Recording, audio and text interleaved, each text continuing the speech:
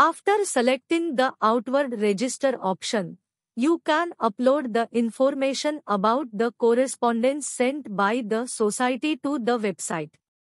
On the website, you can save the correspondence sent by the society in PDF format. For this, you have to select the Add Outward Register option. After that, a new screen will open.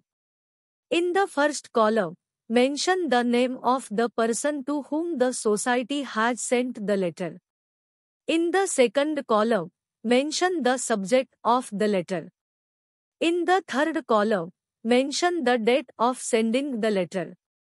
After that, upload the letter saved in PDF format. When the letter is uploaded properly, select the Save option, so that the letter sent by the society will be uploaded to the website. Check the uploaded letter once. For this, you can use the View Outward Letter option in the Manage column on the main screen. Next, you can edit it again using the Edit option or delete the saved letter using the Delete option next to it. Outward Registerचा option निवडल्यावर तुम्हाला सोसायटीने पाठविलेल्या पत्रव्यवहाराची माहिती वेबसाईटवर upload करता येईल. वेबसाईटवर तुम्हाला PDF नमुन्यात संस्थेने पाठविलेले पत्रव्यवहार जतन करून ठेवता येतील. त्यासाठी तुम्हाला ॲड आउटवर्ड रजिस्टरचा ऑप्शन निवडायचा आहे. त्यानंतर तुम्हाला नवीन स्क्रीन ओपन होईल.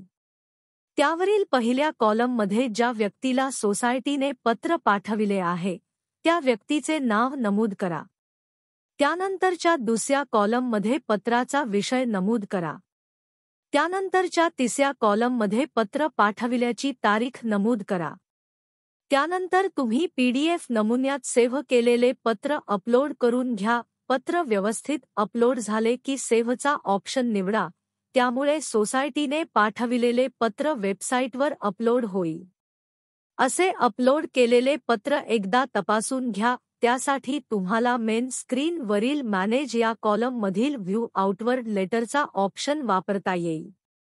त्यापुढे एडिटचा ऑप्शन वापरून तुम्हाला पुन्हा एडिट देखील करता येईल किंवा त्यापुढील डिलीटचा ऑप्शन वापरून सेव्ह केलेले पत्र डिलीट देखील करता येईल.